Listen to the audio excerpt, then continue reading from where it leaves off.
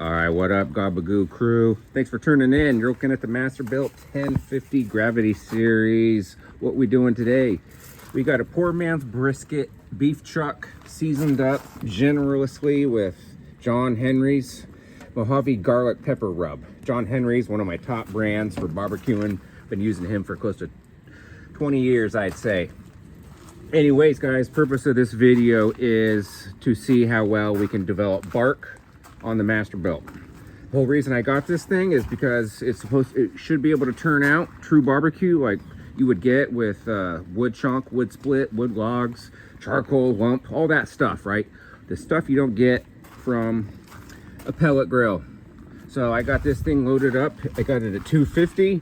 You don't see any smoke right now because it's burning some very clean lump blues hogs right there. I do have it loaded up with a bunch of hickory. So any minute, this thing's just gonna start kicking out a bunch of smoke. Good clean smoke, because that's what you want, not the white stuff. So we're hovering at 247. Let's get this thing on, guys. There we go. I'm using my middle rack.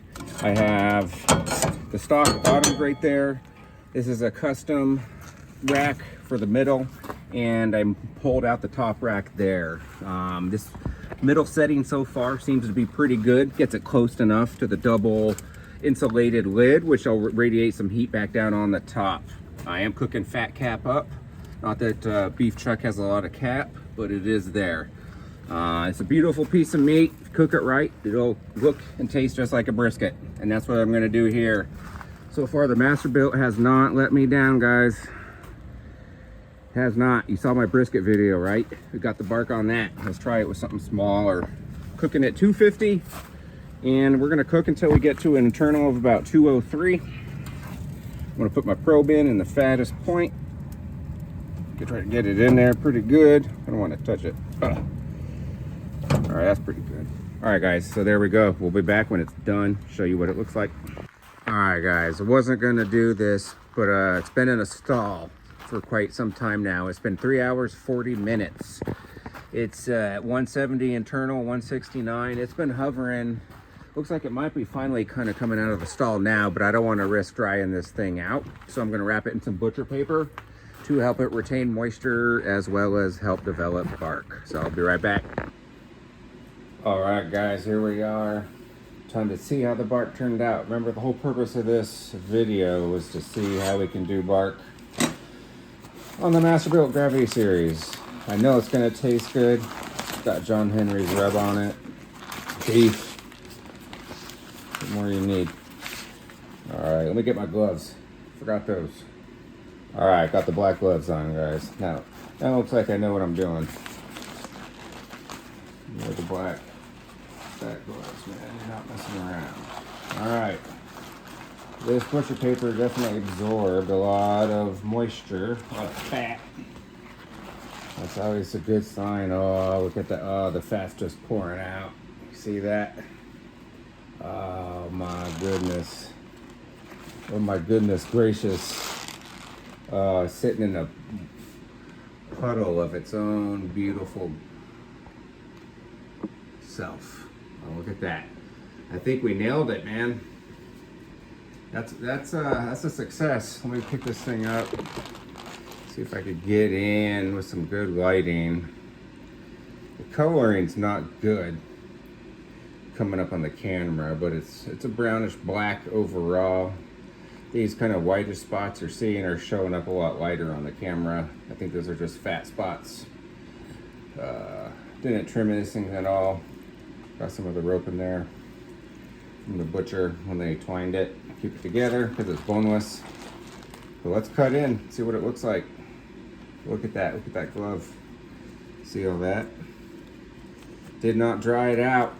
Not at all, no sir. All right, I'm gonna do my best to cut this without blocking the camera. And it's hard to see which way the grain is going. You always want to cut against. And I'm gonna try to pull up that liquid there. All right, I'm just gonna slice into it and see what we get. I just want to see if we have any smoke ring. Take a try bite. Ooh, I see smoke ring. Look at that. Oh, that's good. get you in for a look. That looks pretty dang good. Somewhat of a smoke ring right there. See it? Still got a lot of unrendered fat there. Probably some stuff I may or may not have been able to trim off before the cook, but didn't really care about that. Just wanted to see how it looks. So that's the top side, cap side, bottom. It has been sitting in its own liquid, so not much of a bark there, but heck yeah, guys, this is a success. Let's try this out. A little bit of a tug there, but a little bit of a resistance. Oh, that tastes so good. Heavy on the garlic. My kind of rub. Hell yeah. Let's get some more into this. I don't really know how to cut chuck roast, I'll be honest. This is my second time cooking it.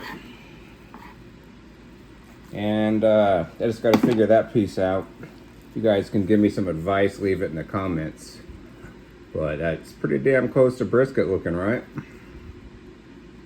Fails the pull test. Ugh. That's crazy because it went to 203. It's pretty tight. Flavor is spot on. But I did slice it a little thick. So not a true test, but I don't know. Maybe I could have gone a little higher. 203 is my temp. Let's see what a thinner slice looks like. More brisket style. There we go. That's much better. All right. All right, guys. Well, I appreciate you tuning in. Masterbuilt did it again. Very stoked on it, man. If you have any questions about today's cook, put it in the comments. I'll get back to you pretty quickly. But heck yeah. Bark test. Success. Laters. Bye.